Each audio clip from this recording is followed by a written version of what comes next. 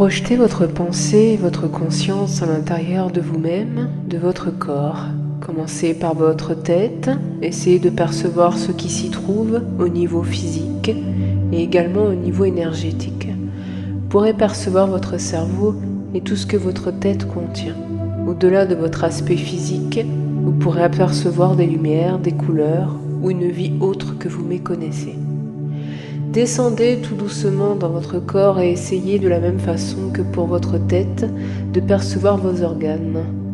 Tout d'abord, vous pouvez les imaginer physiquement, car l'imagination fait partie intégrante de la pensée. Imaginez ou essayez de percevoir l'autre partie de votre corps, la partie lumière et les couleurs.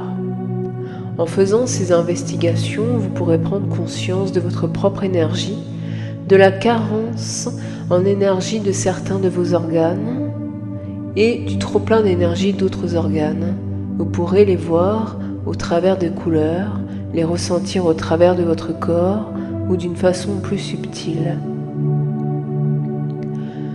Vous allez percevoir ou imaginer selon vos capacités de perception une énergie qui sort de vos pieds et qui s'enfonce au plus profond de votre terre.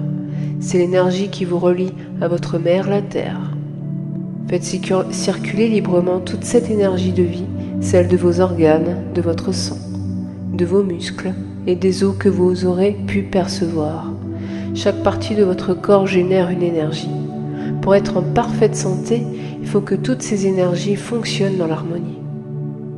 C'est beaucoup plus facile que ce que vous imaginez de faire en sorte que ces énergies circulent en harmonie en vous. Ce qui déstabilise les énergies de vos organes de votre corps, ce sont vos états émotionnels et également vos pensées intérieures et inférieures. Cela cause des surcharges dans certains organes et d'autres qui sont sous-alimentés d'une certaine manière. Essayez de ressentir la joie de chaque organe, la joie de votre sang qui circule librement dans votre corps, la joie de vos muscles et de toute votre matière. Parce que si votre matière peut exprimer la souffrance et la douleur, elle sait exprimer la joie. Quand vous dites « j'ai la joie au cœur », ce n'est pas un simple mot, vous le dites sans vous en rendre compte de ce que vous dites réellement. Vous pourriez dire de la même façon « j'ai la joie au foie, aux poumons, aux intestins ». Bien sûr, si vous dites « j'ai la joie aux intestins », peut-être cela prêtera-t-il à sourire à ceux qui l'entendront. La joie au cœur est beaucoup plus flatteur. Chaque organe peut exprimer cette joie, cette énergie subtile, cette légèreté, mais également cette force. Essayez de situer avec le plus de justesse possible la partie de votre corps qui vous crée cette souffrance. C'est tout simplement que cette partie est triste. Elle n'est pas dans la joie, mais en a besoin. Au lieu de vous plaindre et dire « j'ai mal là », dites « telle partie de mon corps n'est pas dans la joie, alors que je vais lui donner la joie et de l'amour. » Nous vous rappelons que la joie et l'amour vont de pair. Il faut que vous preniez conscience que les cellules enregistrent tout ce que la pensée émet. Parfois, vos cellules sont tristes elles aussi. Si vous émettez des pensées de souffrance, de tristesse, de révolte, vous imprégnez vos cellules de tout ce que mal-être. Il y a des cellules dans tout votre corps et tous vos organes. Vous pouvez vous immerger de temps en temps dans cette joie, le faire organe par organe ou globalement. Ayez conscience que chaque partie de votre corps émet la joie ou la tristesse en fonction de vos comportements, de vos pensées, de vos émotions. Il faudrait changer votre façon de parler de vos organes. Au lieu de dire « j'ai mal ici », il faudrait que vous puissiez dire « cet organe est triste ». Alors, je vais lui envoyer beaucoup de lumière et d'amour, beaucoup de ces énergies extraordinaires et tout rentrera dans l'ordre.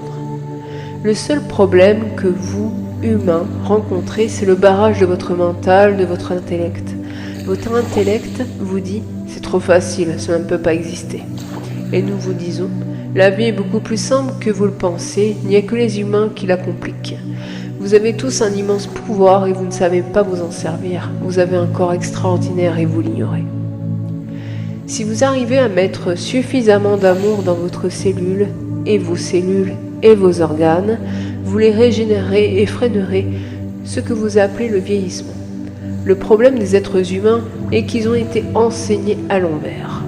On leur a inculqué depuis pratiquement le moment où ils ont commencé à comprendre qu'il y a des choses inéluctables comme le vieillissement et la fin du corps de la matière. Nous disons qu'il n'y a rien d'inéluctable, tout est simplement fonction des impulsions que vous donnez à votre corps et cela conscience que vous avez de la fragilité de ce corps. Il y a des êtres qui parcourent depuis des siècles et des millénaires ce monde de troisième dimension. Ils savent régénérer totalement leur corps et leurs cellules. Ils le font avec la lumière et l'amour. Ils ne le font pas avec la joie, car au niveau où ils en sont, la joie est en eux en permanence. Faites ces exercices et cet exercice de joie sur votre corps. Essayez sans un mental exacerbé ni pensée qui pourrait vous freiner de ressentir dans votre corps s'il y a un endroit qui est triste. À ce moment-là, avec une conscience absolue de votre pouvoir intérieur, vous mettez la joie et vous attendez le résultat.